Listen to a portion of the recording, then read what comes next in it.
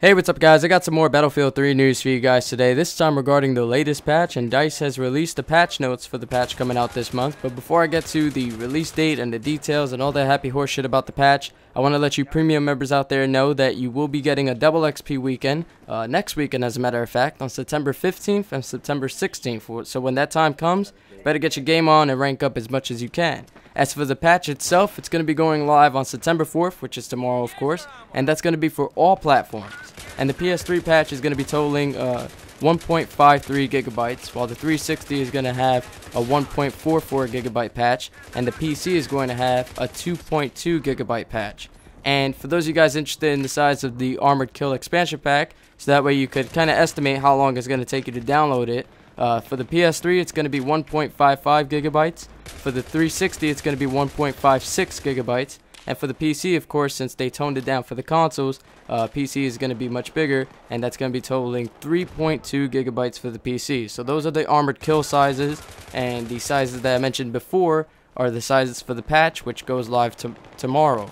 And as for the patch notes, if you guys want to read them all, because I'm not going to read them all out, it's going to take forever, you could check a link in the description box below, but I'm going to read a few in which popped out to me. And that first one that popped out to me was removing the flares from the gunner position in the helicopter, simply because of the fact that if you have these guys in the choppers that run flares on both the pilots and the gunner, you're never going to shoot these guys down. So the reason why they remove the flares from the gunner position in the choppers is to kind of make that balance, so that you just don't have every time somebody tries to shoot, the pilot and the gunner takes turns popping flares, because that's just back-to-back flares basically, and they can never get shot down. Another thing I like what they did is with the M93, they reduced the damage and the range because it was the obvious go-to pistol.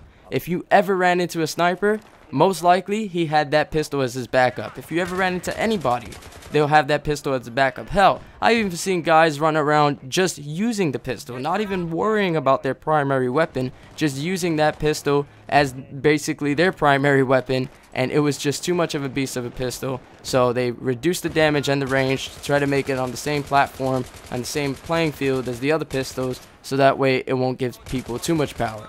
Another thing I like what they did is that they increased the damage of the M5K, and they also added a burst fire option to the M5K.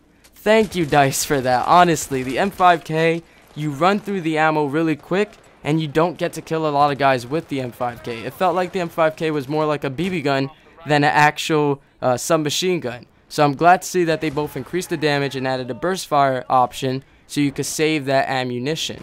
So those are the patch notes that stood out most to me. I want to know what patch notes stood out to you. So once you're done reading that list of freaking 500 patch notes, come back to this comment section and let me know what stood out most to you, what you're most excited for in this patch. And maybe you share the same opinion as me, or maybe you share or don't share. Maybe you have the complete opposite opinion to mine. So I hope you guys enjoyed this video and found it informative. And if you did, don't forget to click that like button, favorite this video, subscribe to my channel if you're new here. I was really excited to see all the support that you guys gave on the last video that I uploaded, and I'm hoping to see more support like that on this one as well as future ones. So I hope you guys enjoyed, and until next time, peace.